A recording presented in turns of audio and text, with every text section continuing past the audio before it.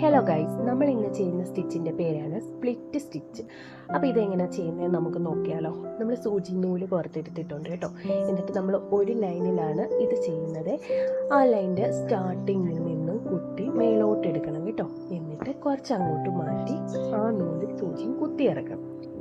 എന്നിട്ട് ഈ ത്രെഡിൻ്റെ നടുക്ക് ഭാഗത്തുകൂടി നമ്മൾ പിന്നെയും സൂചി കുത്തി മേലോട്ടെടുക്കണം കേട്ടോ. എന്നിട്ട് കുറച്ചങ്ങോട്ട് മാറ്റി അത് കുത്തി ഇറക്കണം. ഇത് റണ്ണിങ് സ്റ്റിച്ച് ചെയ്യുന്നതിൻ്റെ കൂട്ടാണ് ചെയ്യുന്നത്.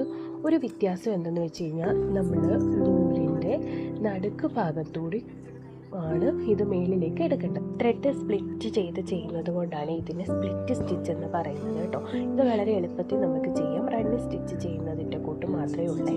അപ്പോൾ നമ്മുടെ സ്റ്റിച്ച് ചെയ്ത് കഴിഞ്ഞിട്ട് അതിൻ്റെ ബാക്ക് വശം ഒന്ന് നോക്കണം കേട്ടോ. അപ്പോൾ ചെറിയ സ്റ്റിച്ചാണ് സ്പ്ലിറ്റ് സ്റ്റിച്ചിന് ബാക്കിൽ വരുന്നത്. അങ്ങനെ സ്റ്റിച്ച് കംപ്ലീറ്റ് ആയിട്ടുണ്ട് കേട്ടോ. ഇഷ്ടപ്പെട്ട് കഴിഞ്ഞാൽ എല്ലാവരും ഒന്ന് ലൈക്ക് ചെയ്തേക്കണേ. അപ്പോൾ അടുത്തൊരു വീഡിയോ ആയിട്ട് കാണാം.